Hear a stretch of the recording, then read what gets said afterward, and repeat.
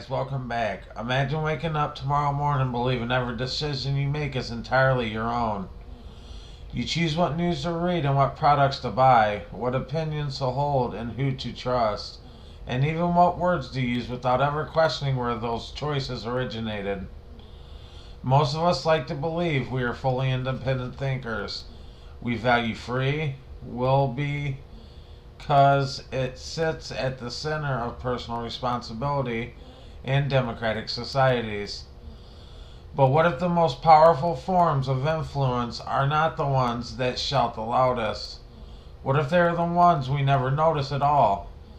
Tonight we're stepping deeper, we're going to step away from the endless cycle of breaking headlines just to examine something much deeper: the invisible architecture of choice. This isn't a discussion about secret organizations controlling every aspect of society. It is a discussion about something far more ordinary and perhaps because of that, far more powerful.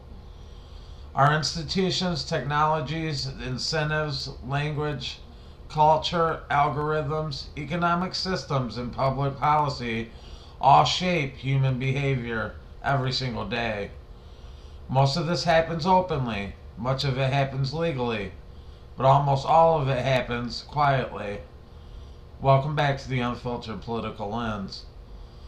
One of the oldest lessons in political philosophy is that power rarely survives by relying only on force.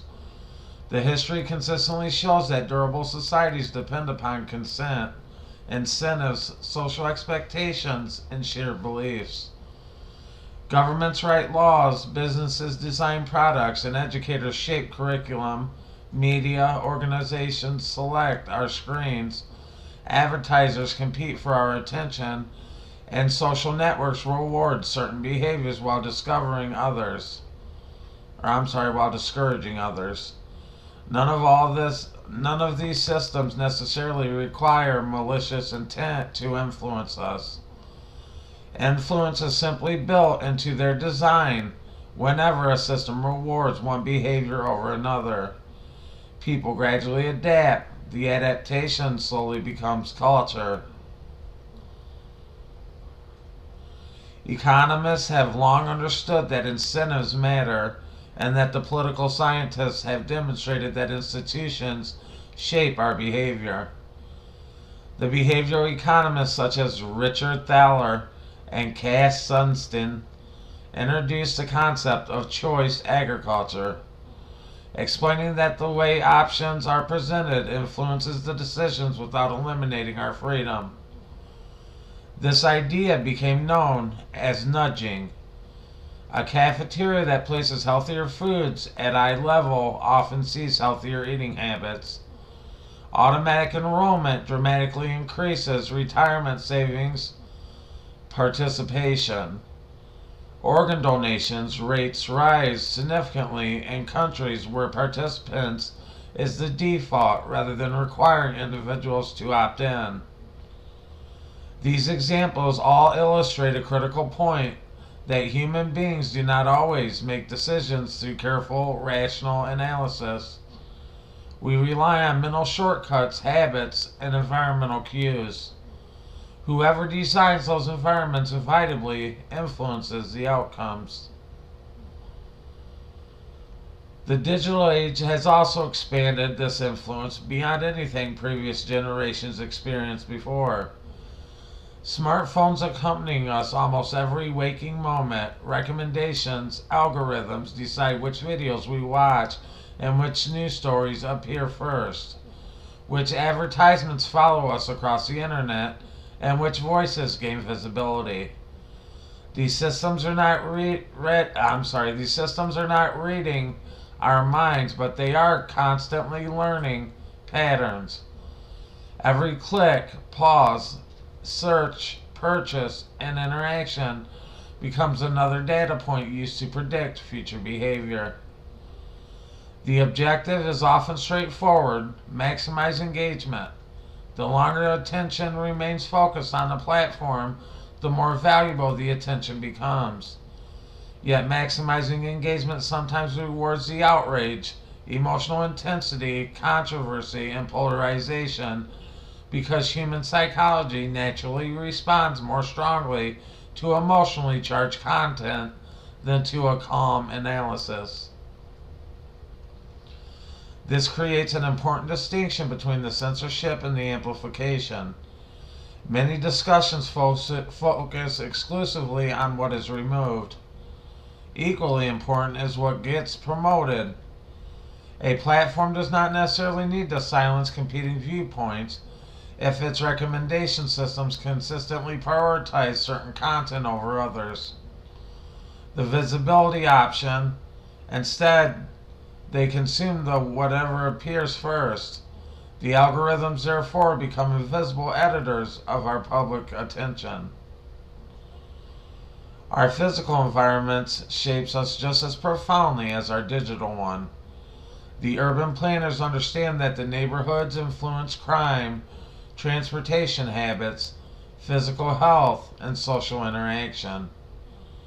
Retail stores carefully engineer product placement because they know the shoppers rarely move randomly.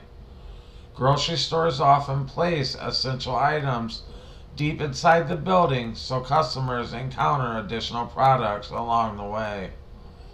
The casinos intentionally reduce external time cues to encourage longer visits.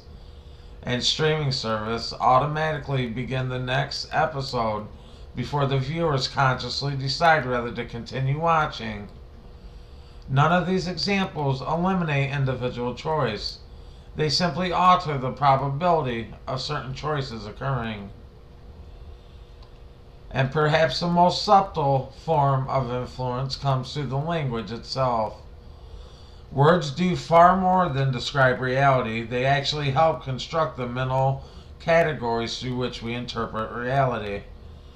Throughout history, societies have debated the meaning of terms like liberty, equality, justice, democracy, nationalism, patriotism, gender, marriage, security, misinformation, censorship rights, and freedom. As the definition evolves, public expectation evolves alongside them. Political debates frequently begin not with disagreements over the facts, but with disagreements over language. If two people define the same word differently, they may appear to discuss identical issues while actually debating entirely separate concepts. And this phenomenon has been studied extensively in linguistics, cognitive psychology, and communication theory and political science. Framing matters because every frame highlights certain aspects of reality while minimizing others. And consider the difference between describing a policy as a government investment versus government spending.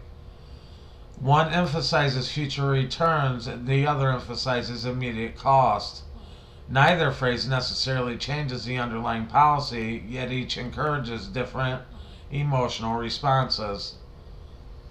And similar examples appear throughout the political discourse as well, regardless of the ideology. Immigration may be framed as border security, humanitarian responsibility, labor economics, or demographic change or national sovereignty, depending upon the speaker's objective. Climate policy may be framed as environmental stewardship, economic opportunity, energy independence, or regulatory burden. The frame often shapes the public's reaction before the evidence is even discussed. The media organizations play an unavoidable role in this process through the agenda setting. They cannot report every event occurring around the world each day. Editorial decisions often determine which stories receive national attention and which remain largely unnoticed.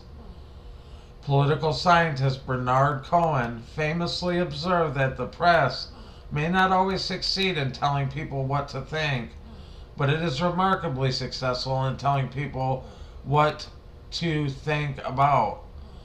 That insight remains highly relevant today. Attention is finite. Every headline prioritized necessarily means another headline receives less attention. Technology has also accelerated. This competition for attention into an economic marketplace and the human attention, which has become one of the most valuable commodities in the modern economy, companies measure the clicks, impressions, and engagement, time conversation rates, and audience retention with extraordinary precision. The objective is not always ideological, it is financial.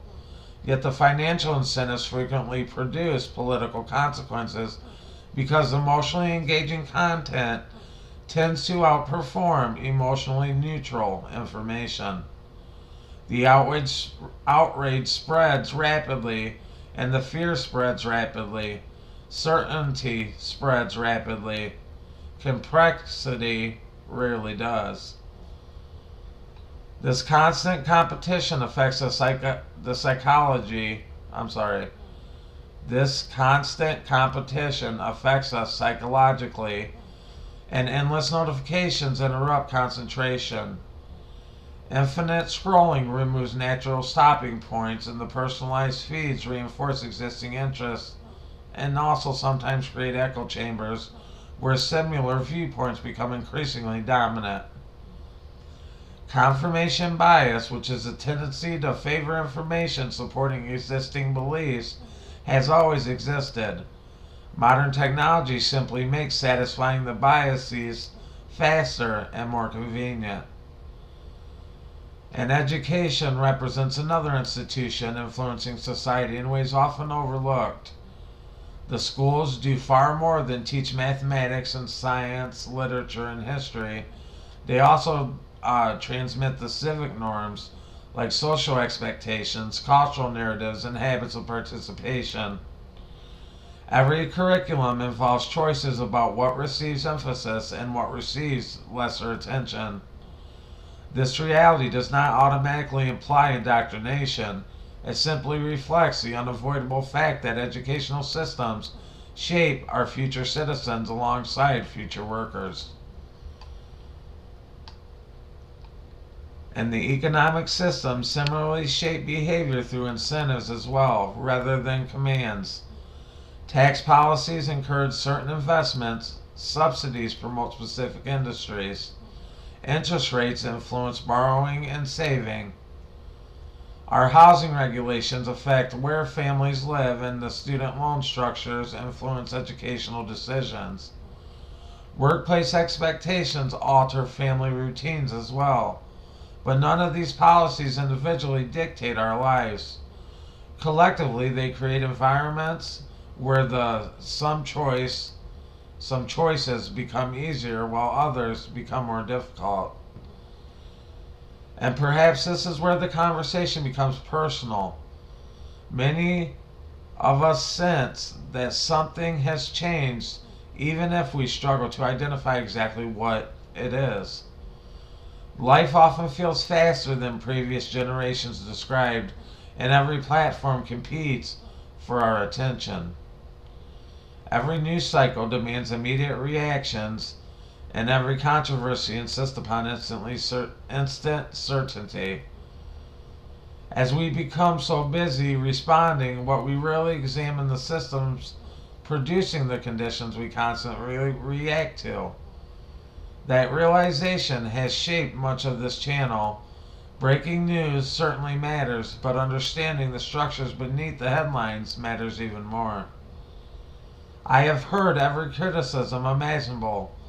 Some people insist discussions like this exaggerate our institutional influence. Others assume examining the systems automatically means believing elaborate conspiracy theories.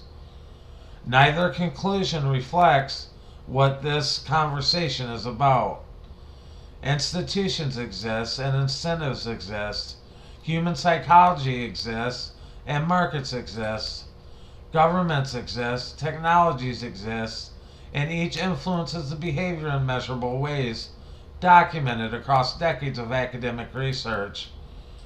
Recognizing the influence does not require believing that the individuals lack any agency. It simply acknowledges that the human decisions occurs within environments designed by other human beings.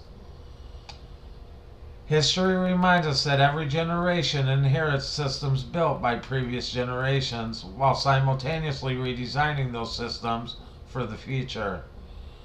Democracies revise constitutions, businesses redesign our products, universities revise curricula, and courts reinterpret the laws. Technologies reshape communication, language evolves, culture adapts. None of these developments can guarantee improvement or decline. They simply demonstrate the society is always under construction. The challenge for every citizen in maintaining awareness without surrendering to the cynicism is critical thinking that requires asking difficult questions regardless of whether the answers confirm our existing beliefs. Who benefits from the policies? What incentives exist? How is this issue being framed? Which voices receive amplification? And which perspective remains absent? What assumptions are embedded within commonly accepted languages? These questions all strengthen democratic participation because the informed citizens evaluate the systems instead of merely reacting to the outcomes. This invisible architecture of choices surrounds us every day. It appears in the apps we open before leaving or going to bed, the headlines greeting us over breakfast, the routes suggested by navigation software, and the advertisements predicting our purchases, the workplace incentives shaping our priorities, and the schools educating future generations. Also, the policies influencing markets and even the words available to describe our experiences. None of this means our choices are an illusion. It means our choices exist within environments that consistently encourage certain paths over others. Freedom has always required more than the ability to choose. It also requires understanding the forces attempting to reshape those choices. Perhaps the most revolutionary act in an age saturated with information isn't simply speaking louder than everyone else. It may simply be slowing down long enough to notice the architecture surrounding us. The moment we begin asking why we think the way we think, who designed the systems we rely upon, and how incentives quietly guide our everyday decisions, we move from passive participants to active citizens. That transition is where meaningful civic engagement begins. Whether discussing politics, economics, education, media technology, or culture, the question remains the same. Are we consciously directing our attention, or is our attention quietly being directed for us? That question is not intended to provide easy answers. It is intended to encourage thoughtful examination because healthy democracies depend upon citizens willing to question assumptions and evaluate evidence and remain intellectually humble enough to revise their conclusions when new information emerges. The invisible architecture of choice will continue evolving whether we pay attention or not. The only remaining question is whether we choose to understand it. If this conversation challenged the way you think about the world around you, let me know your perspective in the comments below. Do you believe modern institutions primarily expand individual freedom, or do they increasingly guide behavior in ways most people never recognize? Civil discussion is always welcome here because difficult questions deserve thoughtful conversations. If you found value in today's monologue, please like this video, subscribe to the Unfiltered Political Lens, and share it with someone who enjoys exploring the deeper forces shaping our society behind the daily headlines. I want to thank you for spending your time with me today, and until next time, stay informed, stay curious, keep asking difficult questions, and as always, peace. We'll see you in the next episode.